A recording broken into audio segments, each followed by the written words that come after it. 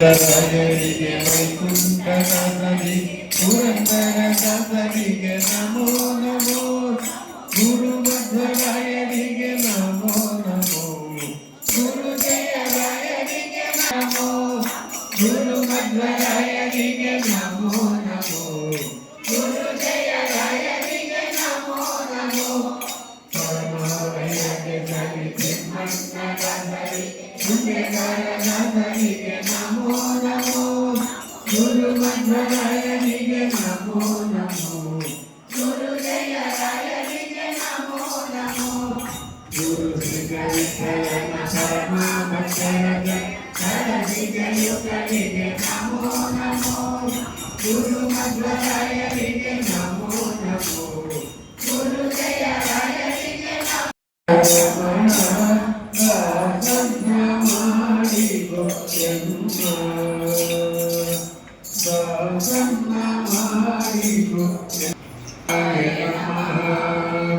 శ్రీ వెంకటేశాయ నమః శ్రీ వెంకటేశాయ నమః శ్రీ వెంకటేశాయ నమః శ్రీ వెంకటేశాయ నమః శ్రీ వెంకటేశాయ నమః శ్రీ వెంకటేశాయ నమః శ్రీ వెంకటేశాయ.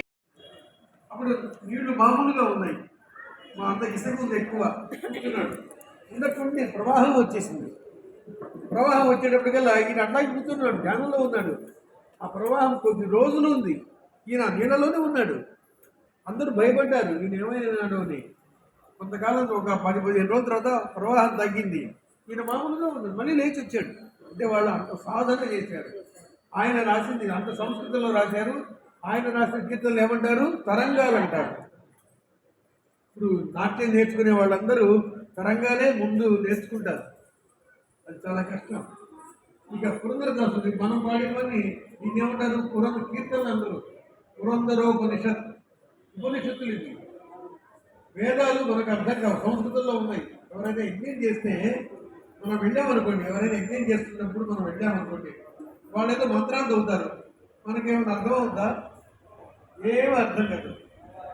నీకేమైనా అర్థమవుతుందేమో కానీ నాకైతే ఏం అర్థం కాదు.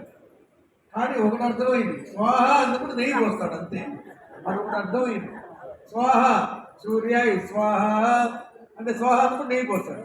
ఇంద్రాయ స్వాహ అంటే స్వాహ నెయ్యి పోస్తాడు. స్వాహ అంటే నెయ్యి పోయడం అని తెలిసింది ఇప్పుడు మనకి.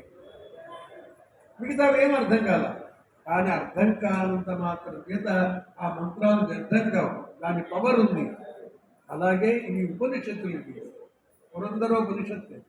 అయితే వీళ్ళందరూ అర్థం కాకుండా పాటల్లా అప్పుడప్పుడు మేము వెళ్ళి దానికి అర్థాలు చెప్తూ వాళ్ళకి సందేహాలు నివృత్తి చేస్తుంటాం.